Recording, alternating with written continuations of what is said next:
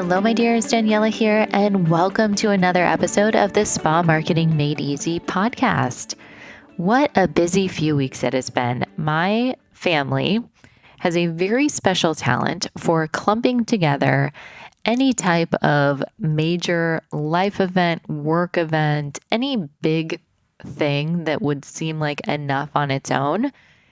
We just magically do it all in the same month, like hosting our AMS the same time that we move, having a baby in a pandemic. We got you covered. So Luca was born just a few weeks after the country shut down. So the first few months of his life have been just completely different than Tea's. And not just because Tea was born in Hawaii and Luca was born here, but just the beginning months, it'll be really interesting to see the differences in their personality and if that, their early years, their first year, if that played any role. So we actually wrapped up our first virtual aesthetic marketing seminar, which originally was supposed to be happening next week, but I moved it up because with all the changes with the laws around au pairs, there was a real chance that we wouldn't have childcare in September. And so I thought I was being proactive, saying, hey, we had planned to do this in September, but if I don't have childcare, let's move it to August. And I magically, we weren't even thinking about buying a home at this point. And somehow the weekend that we hosted the aesthetic marketing seminar, you guys may not have known this, but I was moving on Friday, Saturday. We had our Growth Factor VIP day on Sunday. We did Monday and Tuesday was the AMS. And then Wednesday, Thursday, Friday was back to moving. So me and my hubs were literally carrying furniture in the U-Haul. It was nuts. Do not recommend it. And I feel like I never want to move again. But they're all good problems. I feel so blessed. We finally found a home that we can settle down in. I'm really, really, really excited about it. I love it. It's a beautiful space. So get ready for some organization projects because the next year for me is all about getting this house super, super organized. I already shared a little bit on my stories, but follow me on Instagram if you are not already, if you're interested in that kind of stuff. So, okay, what are we talking about today? Yes, Anna. You guys are going to love this interview. So this is with my friend Anna, who has had an incredible journey. She started out as an attorney and then really found her purpose as a copywriter and a coach. And the point that I really want you to pay attention to is how long it took her to transition. So I hear so many people talking about how they're behind, whether they're behind in their career or behind in their course or program or whatever it is. People always feel behind. Or if they have a big dream, they think it'll take too long, so they don't even start. Now, Anna knew what she wanted, and it took her years to make the transition. But once it's done, it seems like it went by in a flash, sort of like having kids. So that saying, the days are long, but the years are short? Totally feeling that here.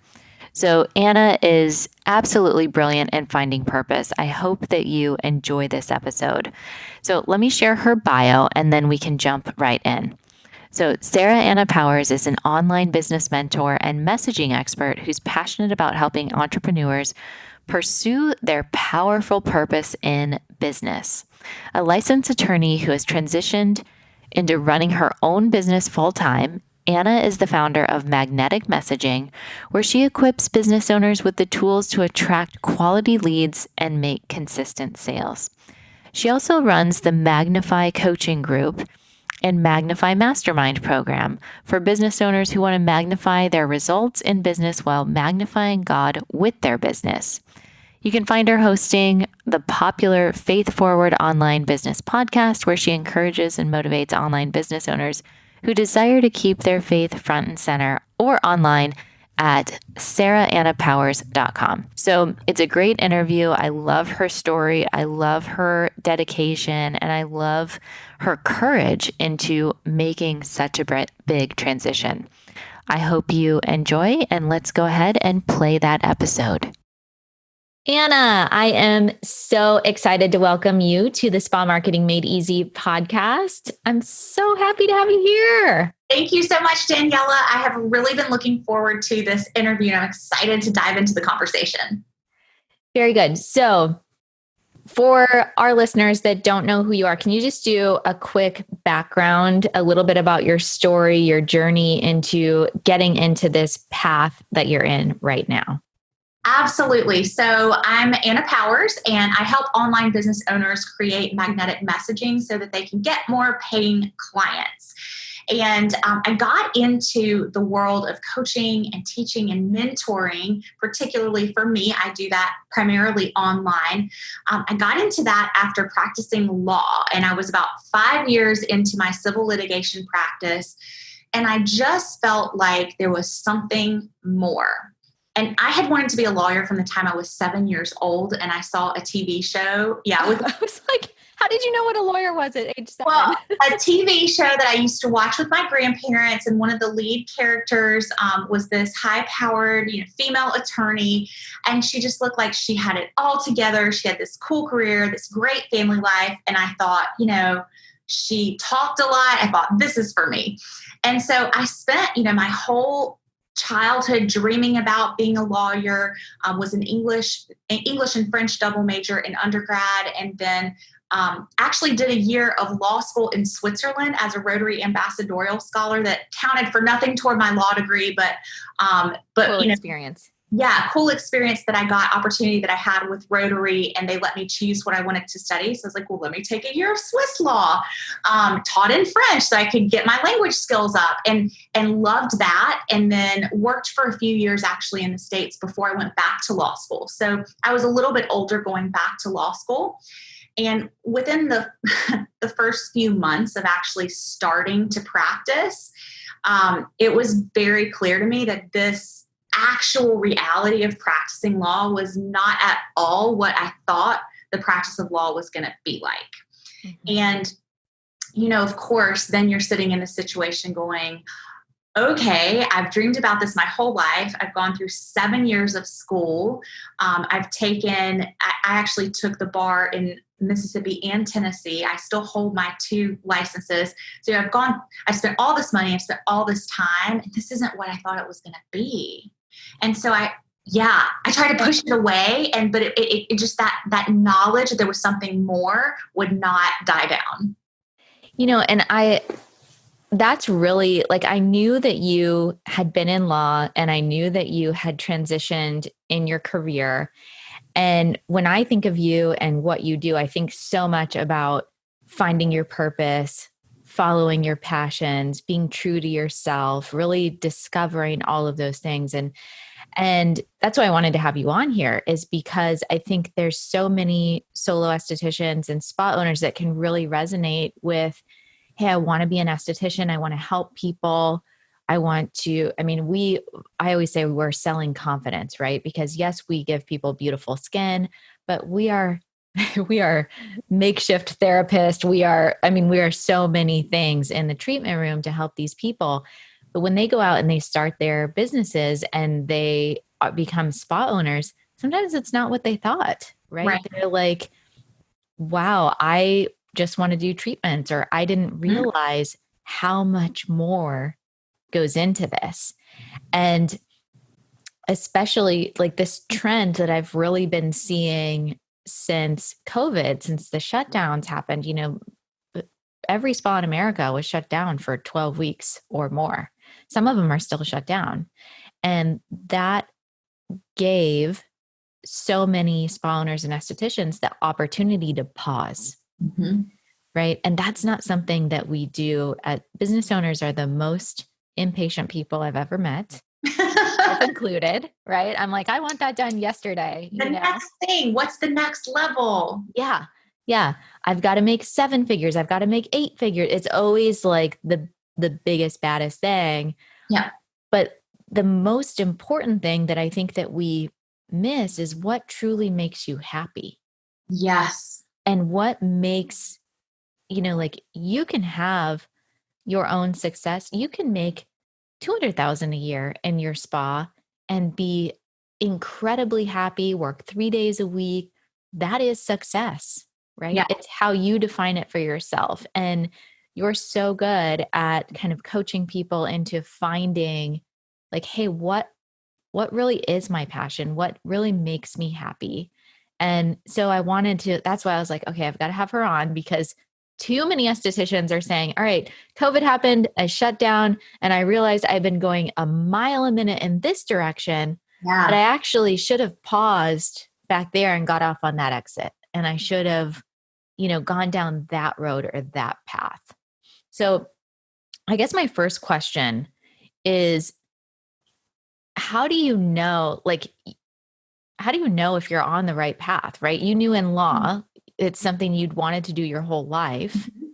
but there was like, what was it that was like giving you the urge or the push or the intuition or whatever it was to say, this is not right for me?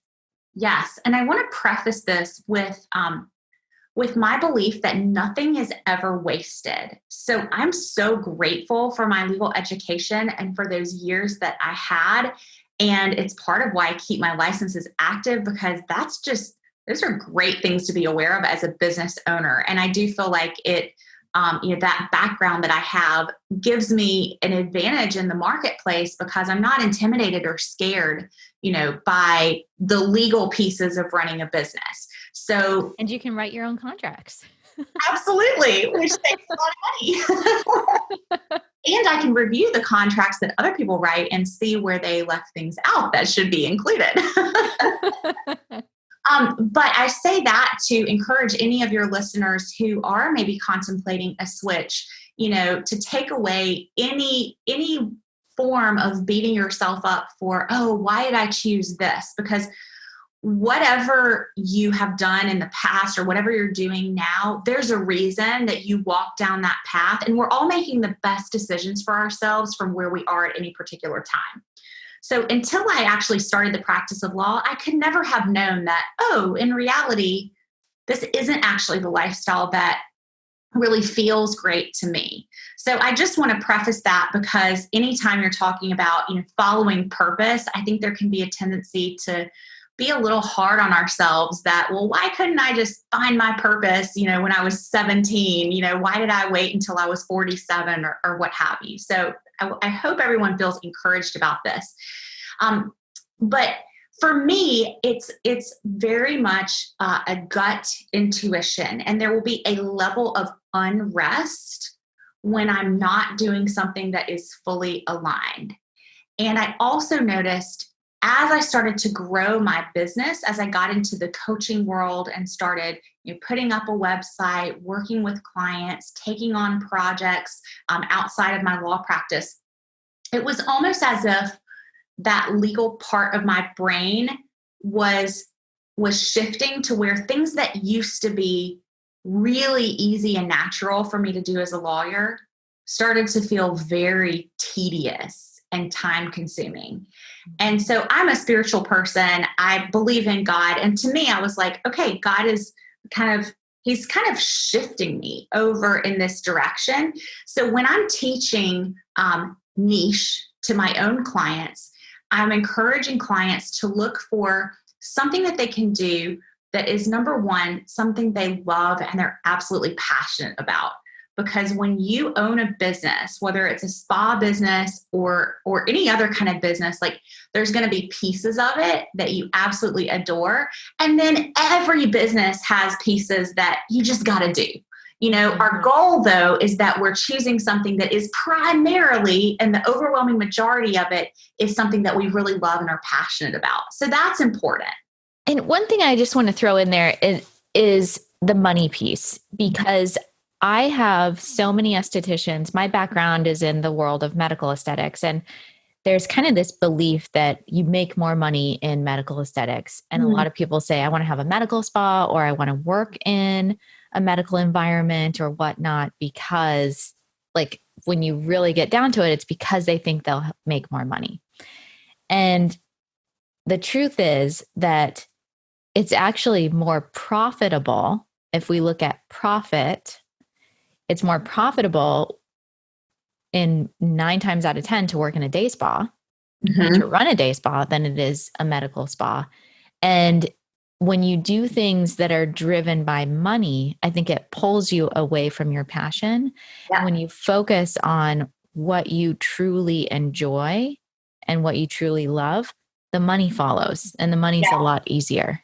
The money will follow. I love that you brought that up, because a big piece of me choosing law, yes, it was based on, I saw this TV character with this beautiful lifestyle, but that was part of it, the beautiful lifestyle. And if you go into law, you'll be able to make a lot of money. Because I also really loved singing and acting. I used to do theater, and I contemplated briefly, moving to New York and trying to do the audition circuit. And then I thought, no, I grew up fairly middle class. I don't want to be struggling to get by. So a piece of me choosing to pursue law versus pursuing, I actually started out college as a vocal performance minor, grew up singing opera, but I chose to pursue the thing for the money. The irony of that is I never made more than $100K as an attorney.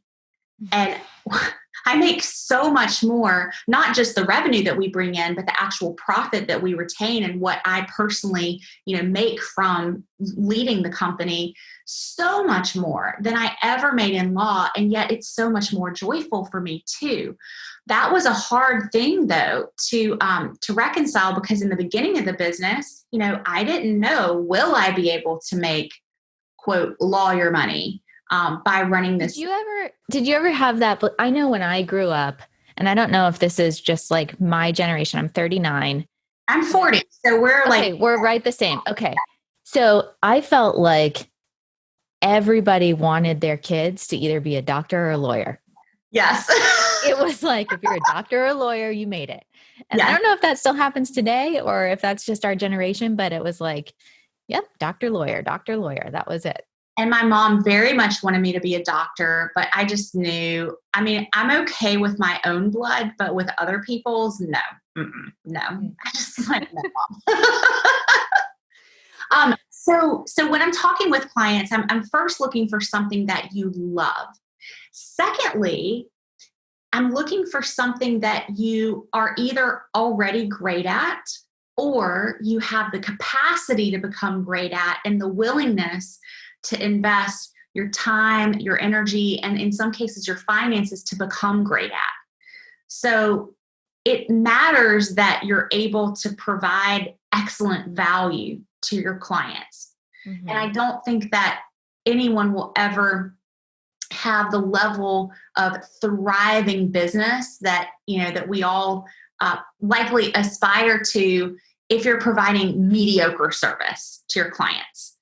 And I think that, that brings us into the conversation of finding your niche, because it's like the brand that does everything is the brand that does nothing. Yes. Right? You've got to be really specialized. And when you can really be the best at that one thing, you're going to just go so much further if you then being the person that's like the spa that does all the things. Yeah. Right. The spa that's okay at this and okay at that, but like excellent at nothing, is a much harder sell than a spa that does, you're known for this one particular service and this is the place to go for this thing. So we look for what you love, what you're great at or have the capacity and willingness to become great at. And the example I use there is, I've played piano since I was 3. My aunt is a pianist, so she taught me when I was little. Could I become a great pianist? Probably. I have that. I naturally have long fingers and I have rhythm and I've known the keyboard since a very young age. Am I willing to invest the time and energy that it would take to become a great pianist? No, I'm just not willing to practice that much. And I think it's really important that you are realistic with yourself in, yes, I love this, and I'm willing to put the energy in to become excellent at this. And then the third piece is, will the marketplace pay for it? right? So that's important too. So we do want to look at what is something that people put value on in the marketplace, because money is just a symbol. It's just a made up thing, right? It's just a symbol of the value that someone feels that they get from a service. I see my esthetician once a month for a facial when she's not about to be out on maternity leave like she is now with she's about to have twins, and I don't know what I'm going to do for the next 4 months, but I've seen her since 2010. And, the reason that I go back again and again is that you're absolutely right. It's confidence for me. I feel like I'm doing something nice for myself. Over the years that I've seen her, my skin has improved to the point to where now it's just like a little touch up. It's in the past, there were all these extractions and, a lot more work for her to do. But over time, it's like, wow, I see the value of this service. And frankly, I would pay her double because I get so much value from that service. Mm-hmm. So when you have those three things all working together, something you love, something that you're great at or you're willing to become great at, and something that the market values, then you're golden and you can really fly. So let me just backtrack a little bit, because I think something that can be scary is going from law into your passion, right? Yes. So if you are a spa owner mm-hmm. and you're like, hey, I realize that I'm way off of my path and I want to make a big change, how do you go about making that change? Like people have financial obligations, yes. People have, navigated themselves. It's like you've positioned yourself here. Like, it takes a lot of courage and risk, frankly. Yeah. And I can so relate to someone who's in that scenario because I've never been married. I obviously as a lawyer was already working 50 to 60 hours a week. So it's not like I was really living pretty much paycheck to paycheck while, I made a good salary. I also had all the expenses to cover, right? No one else chipping in on the household. And I own a home. And so, if you own a home, there's always something. So any savings you put aside are very quickly, they're going to go somewhere. Right. So for me, the way that I did it and the way that I really encourage my clients to do it is to start building up that passion project while you're still in your main gig. Like, keep your gig that pays your bills so that you are pursuing this new venture from what I call from the overflow. Because what happens sometimes when people just, they reach their breaking point and they just go in and resign and then I'll just build a coaching business. There's so much pressure put on that new venture that potential clients and customers, they feel that. And nobody wants to be around like desperate energy. So for me, I actually built my coaching practice, my coaching and copywriting practice while I was still a lawyer.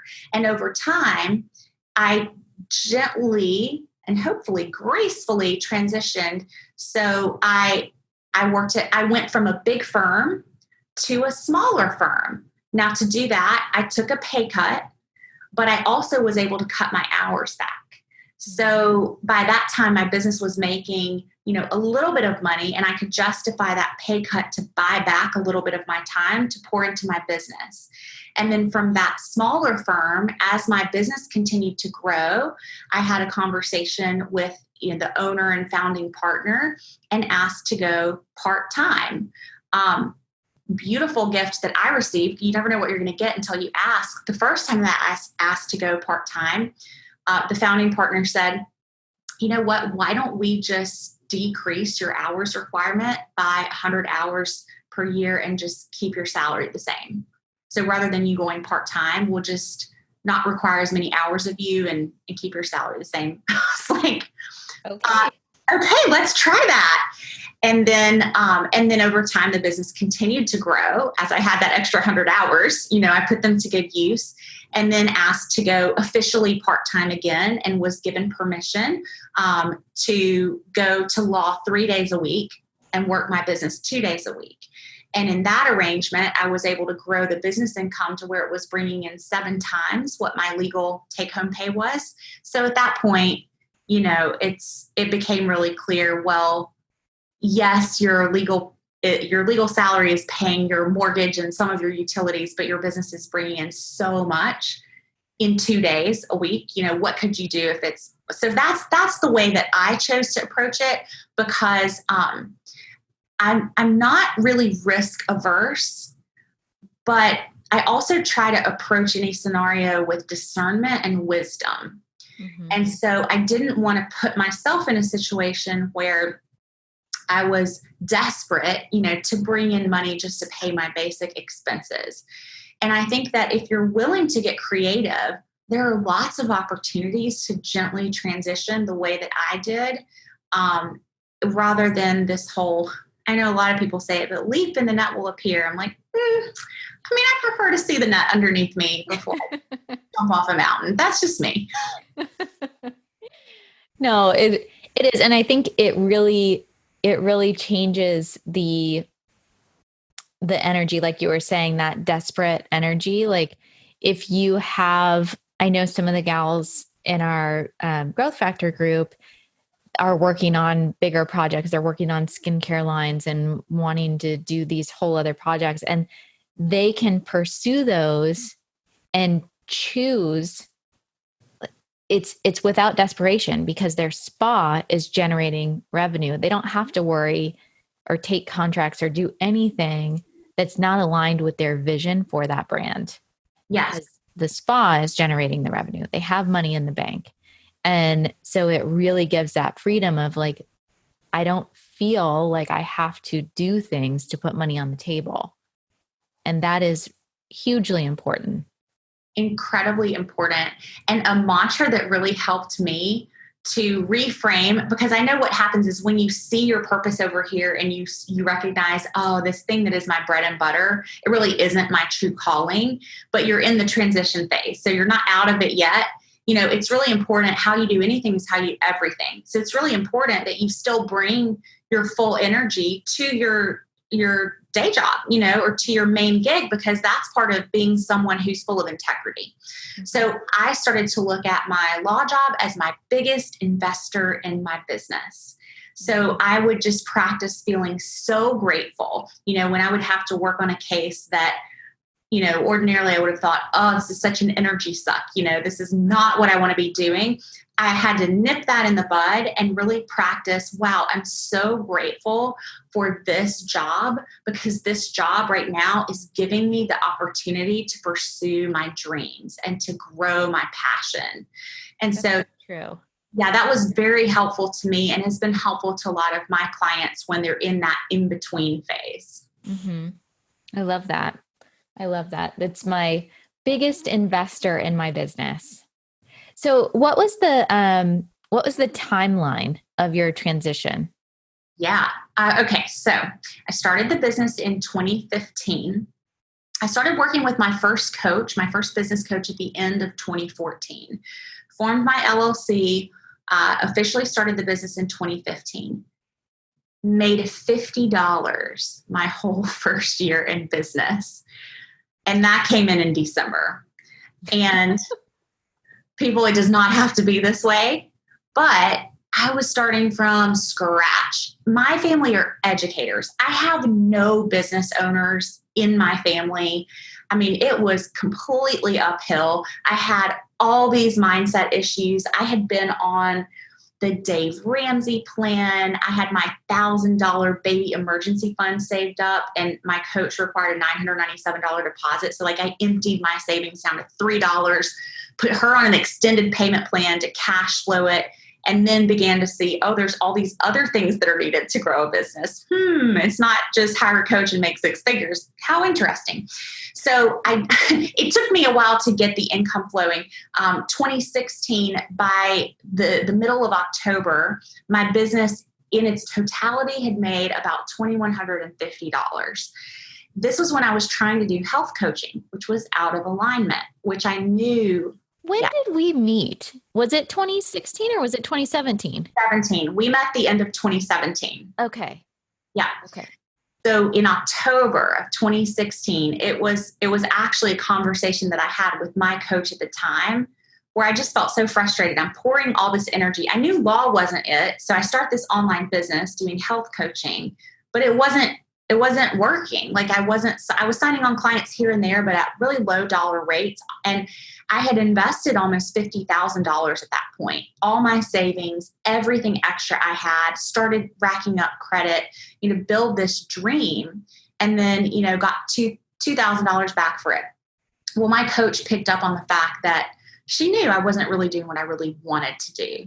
And we had a conversation where I just started to realize that I was tying my success to the amount of money the business had made rather than to who I am as a person and the value that I can provide.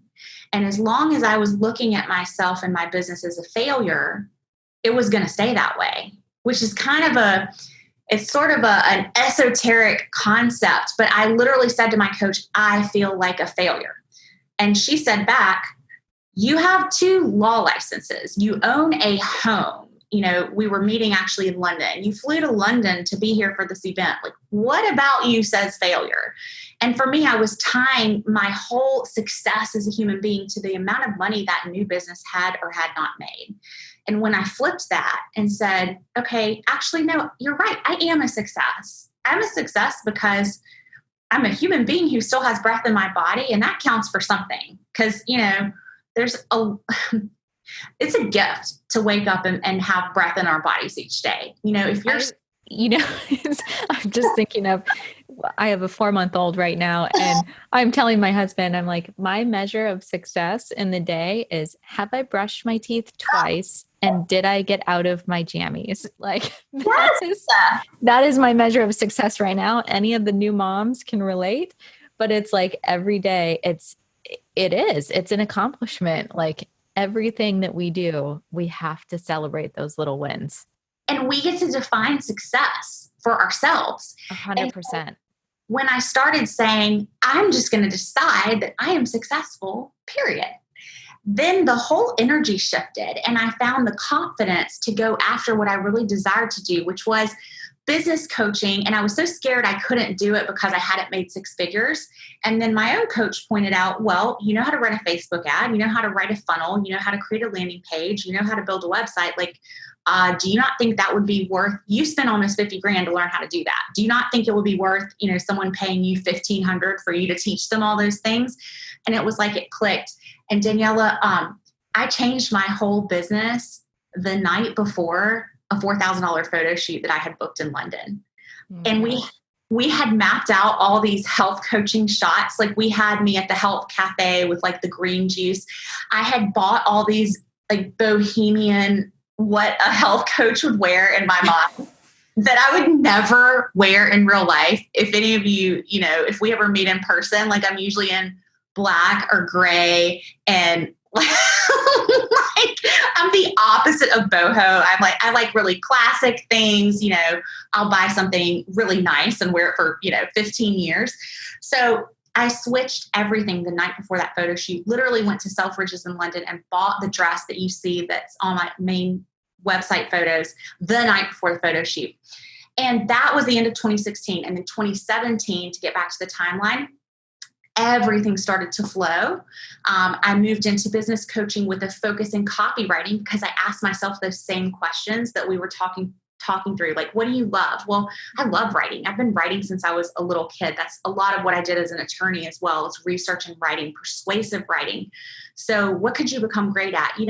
There's this thing called copy. I'm a great writer already. Copy is a specific skill. I think that if I studied with the best, so I went and signed up for an apprenticeship with Ray Edwards, who's written for people like Tony Robbins. He's gone on to endorse me and send me amazing clients, multiple 7, 8-figure business owners in the online space that I've now written for, huge launches. But that's part of it, right? I was willing to invest and get that support. And then what will the marketplace pay for? Will the market pay for copy and messaging? Absolutely. It's like one of the most important things in your business. It's everywhere. Yeah. So as soon as I did that, the money started to flow. 2017 was our first 6-figure year. And you and I met, I think in November at Business by Design Live, the VIP day. And I remember I was so excited because we had crossed 6 figures and, I was still practicing law full time. So that obviously I didn't realize that. Oh yeah, I was still full-time law. So that gave me a lot of margin, then to be able to kind of pay off all the things that I had invested in before we were making money and, reinvest in coaching and software and things like that to grow the business. 2018, the beginning of the year, I went part-time in law. So from January through April, I was practicing law 3 days a week in my business, 2 days a week. And then I officially left the practice of law at the end of April 2018. And so that year we did about 282,000, I think, in cash received that year. And then 2019, we crossed the 500K mark in revenue with solid profit margins. And, we're just continuing to grow as That's we move. Incredible. And what I really want to point out there is that this was not something that happened in 4 months or 6 months or a year. This is a very clear, 5-year plan. It's like, I know what needs to happen and I'm going to stay committed to the process to make that happen.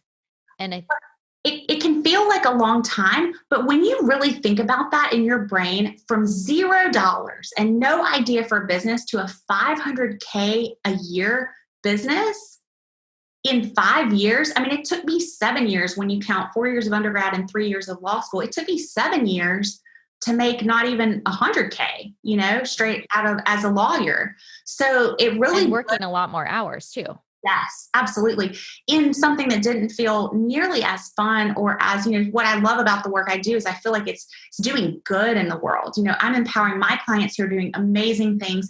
When I'm writing for businesses, I get to choose, and I only work for businesses that I believe in their mission and their vision, and I get to help them amplify that.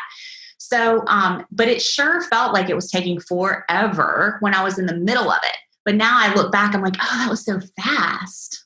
Yeah. Yeah. I think that's a really important piece is and bringing it back to, we're still in the middle of COVID right now. And so many people are just like, this is going on forever and But in the scheme of things, COVID will be a blip, right? Mm-hmm. If you look at the fact that we work and we run our businesses for 10, 20, 30 years, however long you're running your business, even if this goes on for a year, it's such a small piece of the the big picture, So it's really, I want to encourage everyone to, and not to put it lightly. I understand the real challenges that businesses are going through by having to be shut down, but using this opportunity to pause and say, am I in the right direction? Am I doing what I want to do with my life? Am I following my passions? Because right now, this is a perfect time to pivot, right? We are given the gift of time right now. Yeah. And so I think it's really some great questions to ask yourself, because nothing is more important than your happiness. You will never look back and be like, oh, I'm so glad I made so much money, but was miserable.